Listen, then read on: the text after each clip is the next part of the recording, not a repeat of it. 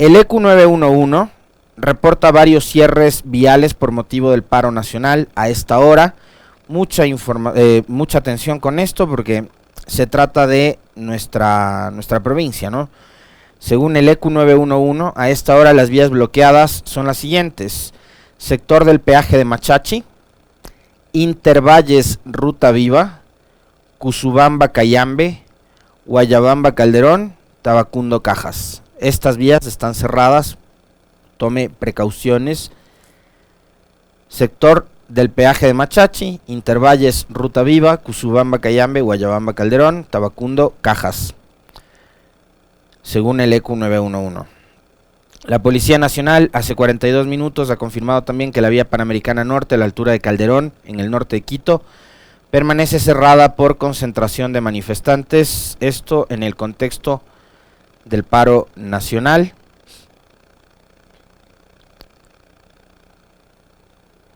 Y así amanecemos hoy acá en Ecuador, con movilizaciones, con cierre de vías, con protestas y también con un ánimo bastante encendido, porque para eso también han servido las redes sociales en los últimos días, durante el fin de semana, para ver cómo algunos actores políticos, mercenarios de Twitter, aupados por autoridades, lo cual me parece increíble, empiecen a calentar las redes y, como les decía hace un momento, a calentar también los ánimos de la gente, ¿no? Yo quiero ser absoluta y completamente prudente en lo que va a ser estos minutos que me corresponde a mí comentar lo que está sucediendo en nuestro país. Y porque creo que lo más importante en este momento es, desde estos espacios, y creo que lo responsable además, para quienes tenemos la suerte de contar con un micrófono, con cámaras, con una audiencia enorme, gigantesca, como es la de este espacio en particular y la de Radio Pichincha. Es una suerte, es un privilegio estar aquí. Esta condición es privilegiada. Pero este privilegio hay que saber manejarlo con absoluta responsabilidad. Sobre todo en escenarios tan difíciles y tan complejos como los que está enfrentando el Ecuador. No solo hoy, que se han anunciado protestas y movilizaciones a nivel país por parte de la Confederación de Nacionalidades Indígenas, sino desde hace mucho tiempo atrás. Llevamos 5 años en que el país, el Ecuador, ha entrado en un proceso de descomposición y de desinstitucionalización muy fuerte, y nosotros hemos sido bastante críticos y reiterativos en aquello. Lo que estamos viviendo hoy, el que grupos sociales enormes como la CONAIE hayan convocado a movilizaciones y a paralización, tiene que ver como parte de una respuesta que es consecuencia probablemente de o malas decisiones o decisiones que se tomaron de manera unilateral y que no han sido consensuadas, que no han sido dialogadas, que no han sido expuestas por parte de los 2 últimos gobiernos a la población, para que exista incluso un proceso de reflexión. Y fíjense que tan parecidos son el gobierno de Lenín Moreno con el de Guillermo Lasso, que el uno se hizo llamar el gobierno del diálogo y el otro el gobierno del encuentro, pero en ninguno de los dos hubo el espacio adecuado como para que a través precisamente de la conversación, del diálogo, del intercambio de ideas, se puedan frenar acontecimientos que después se tornaron violentos y que lo que provocaron fue mucho dolor a este país, porque ya a la larga, y habiendo reflexionado muchísimo, los resultados de octubre del 2019 no fueron los mejores. no fueron los mejores. Yo, finalmente, después de lo que pasó en octubre del 2019, lo que queda es el saldo en rojo, lo negativo. Muertes. Muertes provocadas por una represión brutal que ejerció en ese momento la fuerza pública, liderada por un personaje bastante siniestro de la política ecuatoriana como lo fue María Paula Romo. Ojalá algún rato la señora Romo, así como Zanine Áñez en Bolivia, venga acá al país de la cara y enfrente a la justicia, ¿no? Pero eso será cuando la justicia no esté controlada por su gallada, obviamente, y hay una justicia que quiera poner por delante los derechos de las personas y no los intereses de 2 o 3 personajes políticos de este país.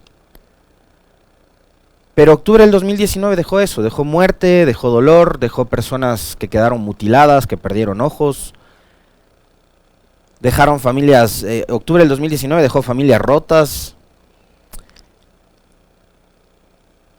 y finalmente al día 13 me parece que fue, ¿no? 12, 13 días después, se sentaron a conversar, hubo un compromiso que después se rompió por parte del gobierno de Lenín Moreno, porque se logró de momento, temporalmente, la derogatoria de aquel decreto 813, que daba lugar a la eliminación de los subsidios de los combustibles. Meses después, en medio de la pandemia, con toda la población confinada, aislada, encerrada, el gobierno de Lenín Moreno finalmente, como lo dijo él mismo, se salió con la suya, ¿no? Entonces, ahí uno se pregunta, ¿de qué sirvieron los muertos? ¿De qué sirvió la sangre que se derramó en octubre? Y después de lo de octubre también hubo un proceso de persecución, una cacería de brujas, como para tratar de encontrar culpables de lo que había sucedido sí o sí. Y de verdad que yo no quiero que se vuelva a repetir eso, porque en mi caso particular, y les habrá pasado también a muchas personas que en este momento nos están viendo y escuchando, se persiguió a gente que es muy querida y muy cercana, y ese dolor de las familias, de los amigos, es algo que uno no quiere que se repita. Y más todavía tomando en cuenta de que tenemos un sistema judicial bastante corrompido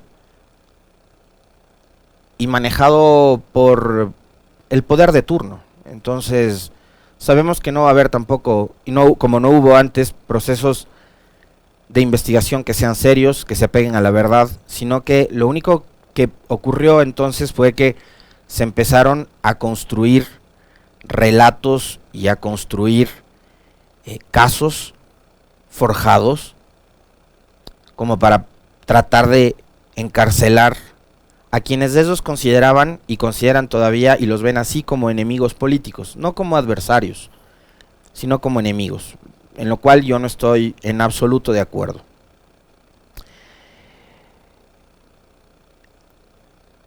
En conclusión, yo espero, y este es un anhelo personal, que yo me imagino lo van a compartir muchos de ustedes, es que esta sea una jornada de protesta pacífica. Que haya prudencia también de parte de quienes salen o han decidido salir a las calles a protestar, pero también que haya prudencia por parte de quien tiene el monopolio de la fuerza, que es el Estado. Leía con mucha atención y con preocupación, por ejemplo, el tuit del ministro del Interior, el general Patricio Carrillo. No sé si lo tenemos, Esteban. Si lo tenemos sería genial ponerlo en pantalla para poderlo analizar junto a ustedes. Si no, ya lo busco por acá. Donde el ministro alertaba sobre informes de inteligencia, ¿no?, que darían cuenta del nivel que iba a tener la protesta en estos días. Por acá está, dice: la movilización o manifestación anunciada en la práctica es una semana de carreteras y pozos petroleros bloqueados, secuestros de policías y militares, saqueos, etcétera. Lo disfrazarán de lucha social para provocar victimizarse. ¿Quién se beneficia de otra protesta sin límites?, se pregunta el ministro. Fíjense ustedes que el ministro ya habló de pozos petroleros bloqueados, de secuestro a policías y militares y de saqueos. Todo un clarividente el ministro. Esto lo único que hace irresponsablemente es exacerbar los ánimos, calentar el ánimo de la gente que iba a salir a protestar. Lo disfrazarán de lucha social para provocar victimizarse. ¿Quién se beneficia de otra protesta sin límites? A mí me parece, y esto como toda la opinión es mía, es mi opinión, es mi visión, mi percepción, pero a mí me parece una irresponsabilidad el mensaje del ministro del Interior. Lejos de pretender llamar a la calma, a la paz ciudadana, a que si hay protesta, que además la protesta es un derecho que está garantizado en la Constitución y en instrumentos internacionales, que esta protesta sea pacífica. Pero acá ya hablamos de que va a haber secuestros, de que va a haber saqueos, de que va a haber bloqueo de pozos petroleros y demás. Y yo lo que me preguntaba es, si tienen este nivel de inteligencia, fíjense, ¿no?, porque ya saben hasta lo que van a hacer, ¿por qué no utilizan esta estructura de inteligencia policial para desarticular las bandas que nos tienen a los ecuatorianos sometidos bajo el terror y el miedo que nos provocan las masacres carcelarias, los casos de sicariato, los asesinatos, ¿no?, los robos? ¿Por qué no utilizan su inteligencia para desarticular las bandas delincuenciales? A mí por lo menos me queda esa duda. Han montado un nivel de inteligencia tal que saben que los manifestantes hoy van a secuestrar, van a saquear, etcétera. ¿Por qué no montan esa inteligencia para desarticular las bandas de crimen organizado, de las que tanto habla el gobierno todos los días? No sé si a ustedes, pero a mí, de verdad les digo, me deja esa inquietud. ¿Por qué no son tan eficientes como cuando salen a reprimir a la gente en las protestas, o en protestas completamente pacíficas como la del 8 de marzo, donde las mujeres salieron a reclamar por sus derechos y les cayeron a toletazos? ¿Por qué así no son deficientes para combatir la inseguridad y la delincuencia, no es cierto?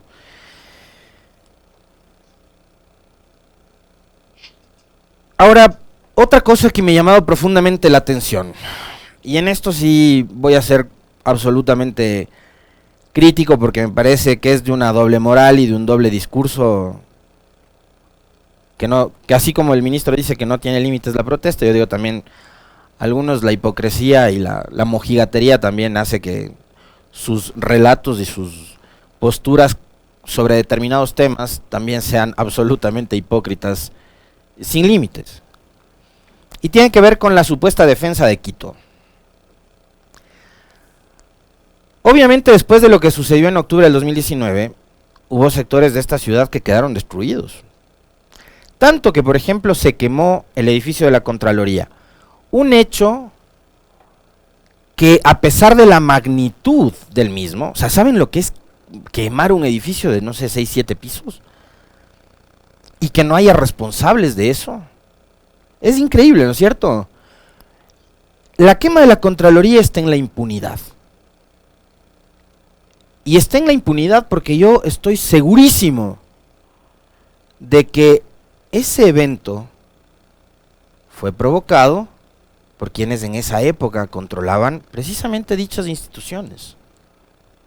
Hay un informe de bomberos que habla de que se habrían introducido hasta el edificio galones de combustible. ¿Cómo es que la Contraloría se quema a vista y paciencia de la policía y del ejército? ¿Cómo es que mientras lograron despejar y resguardar la Asamblea, Carondelet, todas las instituciones públicas, justamente la Contraloría dejaron que se queme, que se incendie? Ahí hay una declaración que ha pasado desapercibida y que cuando hablamos de este tema yo siempre se la suelo recordar a ustedes. Hay una declaración, fíjense, de Salvador Quispe, mientras se quemaba la Contraloría, Salvador Quispe dijo que habían policías y militares vestidos de civil quemando el edificio.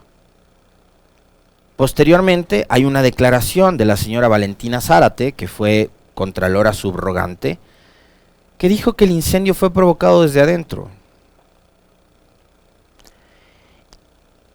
Y yo siempre me he cuestionado de que si en este país hubo gente que estuvo dispuesta a destruir vidas, a encarcelar inocentes, a eso, a destruir vidas,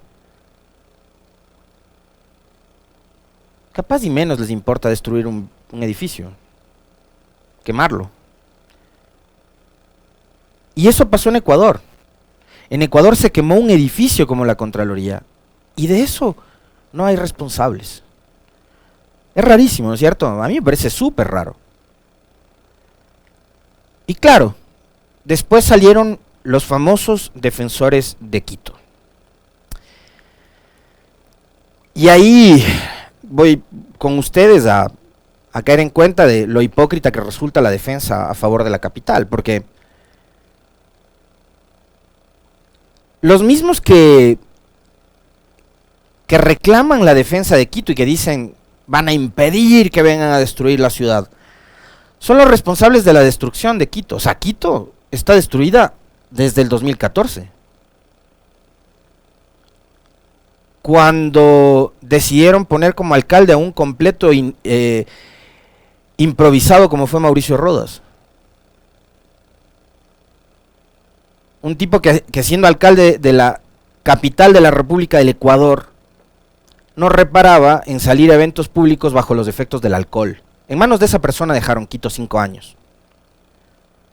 Entonces, ¿quieren cuestionarse sobre la destrucción de Quito? Hagan un ejercicio en retrospectiva y vean a quién entregaron la administración de esta ciudad. Para empezar,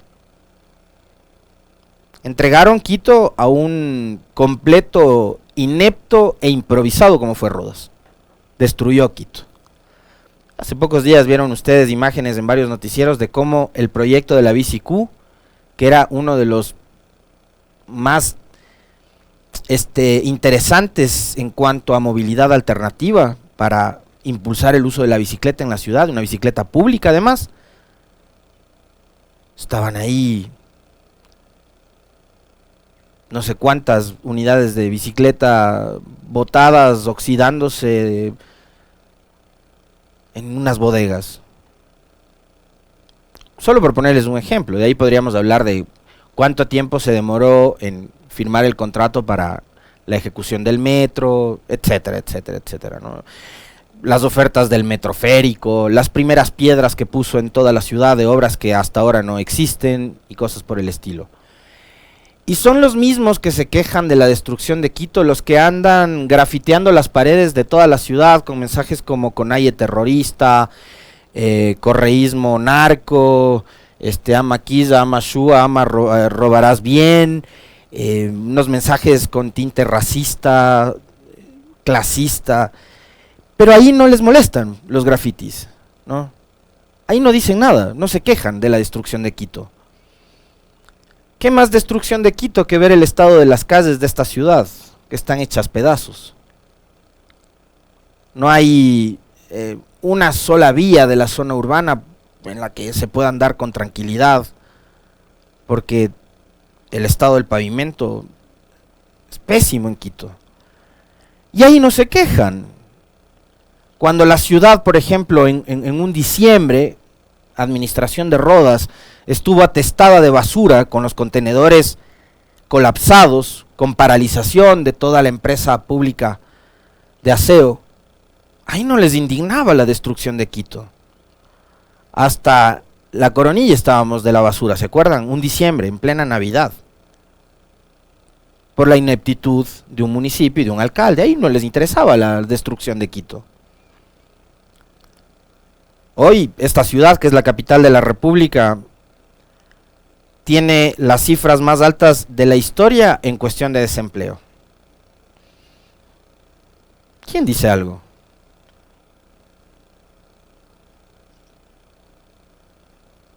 Inseguridad, basura, desatención, barrios olvidados.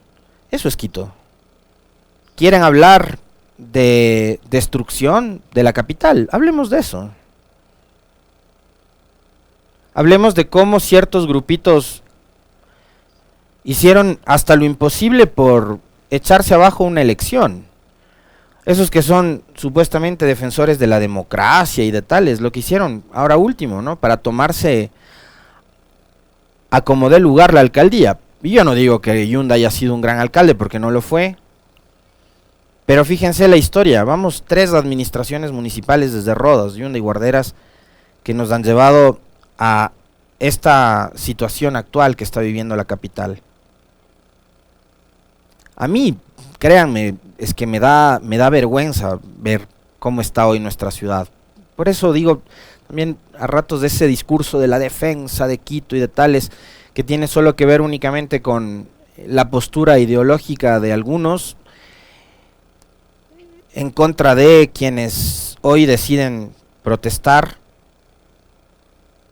No se compadece con la realidad de esta ciudad, porque de la inseguridad, de la basura, del estado de las calles, de la desorganización que hay en Quito, de tener un metro que hasta el sol de hoy no entra a funcionar y que no sabemos cuándo va a entrar a funcionar y que nos sigue costando a quienes vivimos en esta ciudad y a los quiteños ingentes cantidades de recursos económicos, ahí nadie reclama ni dice nada. Antes de cerrar quisiera escuchar lo que dijo el presidente Lasso con respecto de su reacción ante las protestas que anunciaba la CONAIE la jornada de ayer. ¿Y cuál fue su respuesta? Escuchémosle al presidente Lasso antes de cerrar el comentario. Ecuatorianos, la pandemia nos obligó a estar encerrados, a cerrar negocios, escuelas y colegios. No podíamos movilizarnos, ver a nuestros familiares y a nuestros amigos. Ahora que empezamos a reactivarnos y movernos con libertad, no podemos permitir que grupos políticos que buscan desestabilizar y pescar a río revuelto paralicen nuevamente al país. Parar es lo peor que podemos hacer cuando estamos empezando a reactivarnos, a trabajar para salir de la crisis. Todos nos hacemos daño con una protesta violenta. Se dañan las cosechas y las vías, se frenan las ventas, se complica el transporte, se afecta el turismo y se pone en riesgo la vida de los ecuatorianos. Además, una paralización nos divide, justo cuando debemos unirnos para combatir a los verdaderos enemigos, la delincuencia, el narcotráfico y el crimen organizado. Mi responsabilidad como presidente es garantizar al país el derecho a movilizarse libremente, a estudiar y a trabajar. Hago un llamado a los dirigentes de la CONAIE para que recapaciten y respeten el derecho de la gran mayoría que no quiere el caos. No vamos a permitir la interrupción de vías y carreteras. No vamos a permitir la toma de pozos petroleros y de ningún servicio público. Acciones que están prohibidas por la Constitución y las leyes. Quienes intenten estas acciones vandálicas deben saber que tomaremos todas las medidas necesarias y aplicaremos las leyes con todo el rigor posible. Tengo las mejores intenciones. Tengo la voluntad para cambiar el Ecuador. No podemos parar. Tenemos que unirnos y trabajar fuerte para sacar al Ecuador adelante. A mí me parece perfecto el llamado a la unidad, pero no se puede llamar a la unidad si después a quienes usted señala como los líderes de la protesta, presidente Lasso los denomina terroristas, conspiradores. ¿Qué unidad se puede generar así? Partiendo del prejuicio.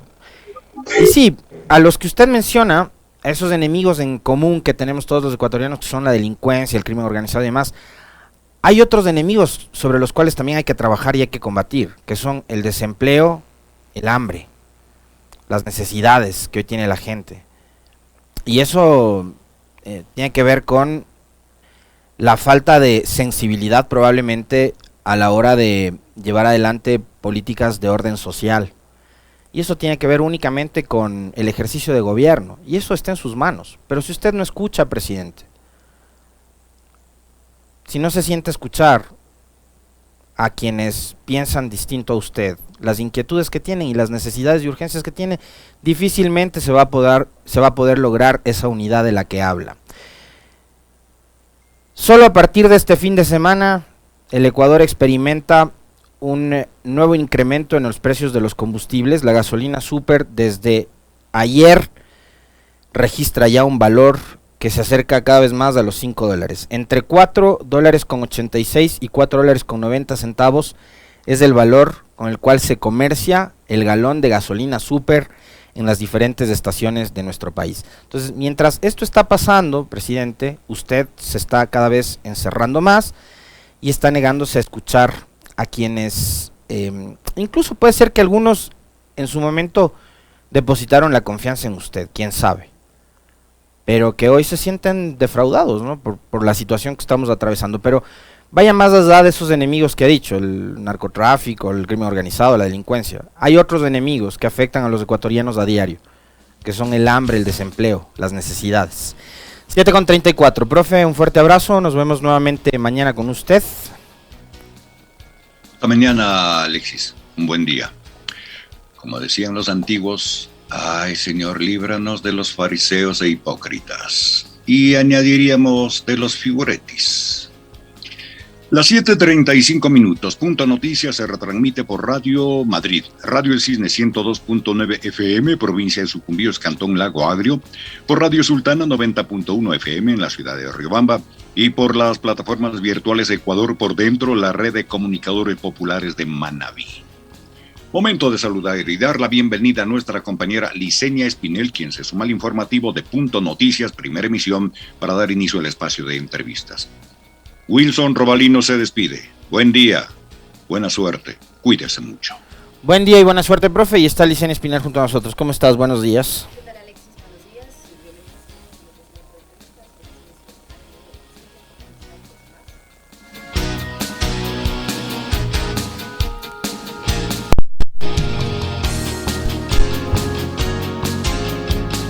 Hola. Les saludaba, amigos, buenos días, bienvenidos a nuestro segmento de entrevistas. En esta mañana nos acompañarán ya en pocos instantes más Mayra Chalán, vicepresidenta de la CONAIE. Con ella haremos una primera evaluación de estas horas que ya ha comenzado la movilización de varios sectores, no solo del sector indígena. Son varias organizaciones las que hoy se movilizan para hacerle notar al gobierno donde no está haciendo bien las cosas. Más adelante estará Quinto Lucas, ex vicecanciller de la República, escritor y académico. Hablaremos con él sobre esta propuesta de un plan Ecuador. Y finalmente Geraldine Guerra, presidenta de la Fundación Aldea. Con ella hablaremos sobre las alarmantes cifras de femicidios en lo que va del presente año. Hay que recordar además que el grupo de mujeres de feministas también se unirá a esta jornada de movilización que ha comenzado en el país, y en pocos instantes conversaremos sobre ello ya con Mayra Chalán. Eso es lo que tenemos para esta mañana, amigos y Alexis, así es que hacemos una brevísima pausa y enseguida comenzamos. Inicio del espacio publicitario.